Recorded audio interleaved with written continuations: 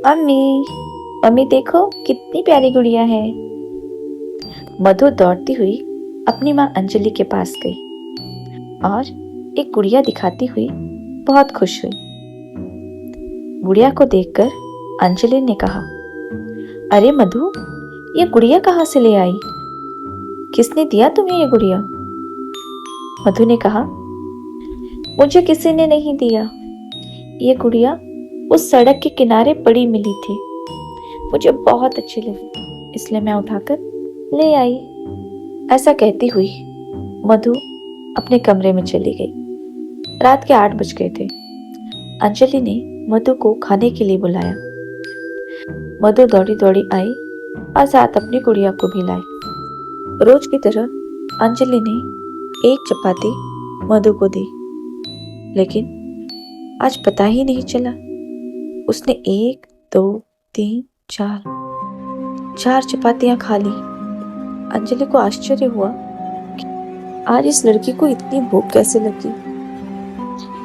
मधु खाते खाते बात किए जा रही थी और तभी उसके हाथ से पानी का गिलास नीचे गिरा। अंजलि को गुस्सा आ गया। उसने मधु को डांटते हुए कहा, खाते समय बात नहीं करना, कितनी बार कहती हूँ। ऐसा कहते हुए उसकी एक नजर गुड़िया की तरफ गई। गुड़िया को देखते ही उसका दिल धक से रह गया। एक सेकंड के लिए वो डर गई। उसे लगा जैसे गुड़िया उसे घूर रही है। फिर मधु अपनी गुड़िया को लेकर अपने कमरे में चली गई। रात के 11 बज गए थे। अंजलि अपना काम पूरा कर कर मधु के कमरे में जा रही। कमरे का दरवाजा बंद था और उसे अंदर से अजीब अजीब सी आवाज आ रही थी। उसे बच्चों के खेलने की आवाज आ रही, बातें करने की आवाज आ रही थी। उसने जैसे ही दरवाजा खोला वो देखा वहां कोई नहीं था। वो डर गई। मधु मधु कहकर चिल्लाने लगी। खिड़की से बाहर देखा तो क्या देखती है कि मधु उस गुड़िया के साथ बगीचे में बैठी हुई है। अंजलि जल्दी से बगीचे में गई और मधु को आवाज देकर बोली, मधु, ये कोई समय है यहाँ बैठने का? चलो कमरे में जाओ और जाके सो जाओ। ऐसा कहकर जैसे ही उसने मधु का हाथ पकड़ा, उसे लगा किसी ने उसी का हाथ पकड़ लिया और बहुत जोर से उसे दबाया। अंजलि चिल्ला उठी और उसके हाथ से मधु का हाथ छूट गया और मधु जोर से हंसते हुए अपने कमरे की तरफ भाग गई। अंजलि को कुछ समझ नहीं आ रहा था कि आखिर ये क्या हो रहा है। सुबह होती है। रोज की तरह स्कूल जाने के लिए मधु को उठाने अंजलि उसके कमरे में जाती है, पर इस बार भी उसे कमरे में कोई नहीं दिखा। वह परेशान होकर नीचे आती है तो देखती है कि मधु पहले ही तैयार होकर खाने का इंतजार कर रही है। मधु चिल्लाती है, कहती है, मम्मी मम्मी, मुझे खाना दो, मुझे स्कूल के लिए लेट हो रहा है, मुझे जल्दी से खाना दो। अंजलि को यकीन नहीं हुआ कि आखिर ये लड़की इतनी जल्दी तैयार कैसे हो गई। गुड़िया को हाथ में लिए मधु भी उसके पीछे पीछे गई।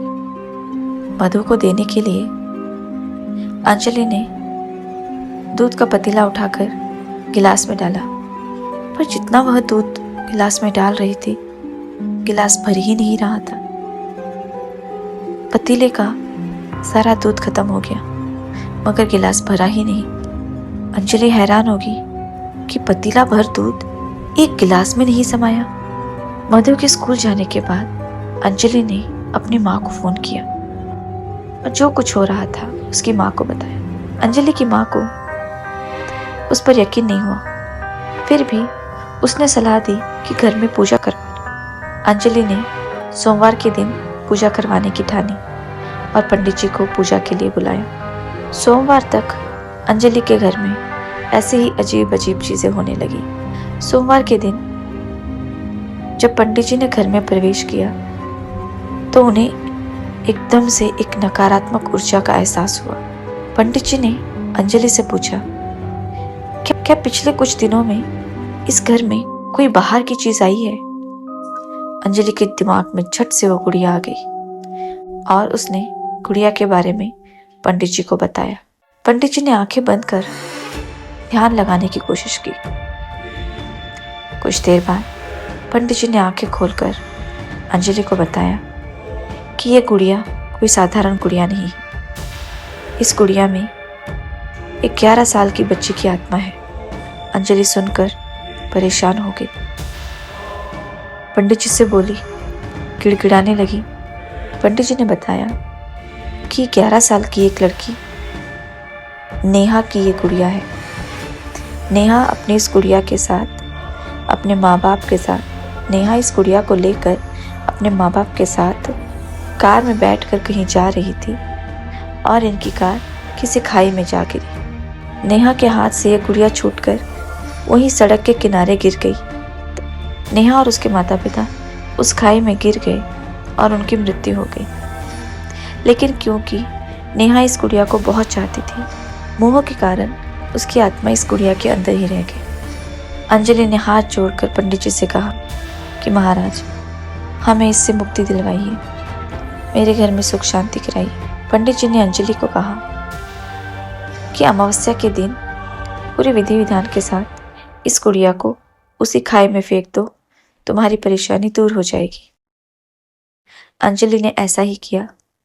अमावस्या के दिन पंडित जी के बताए अनुसार उस गुड़िया को उसी खाई में फेंका जहां नेहा और उसके माता पिता गिरे थे।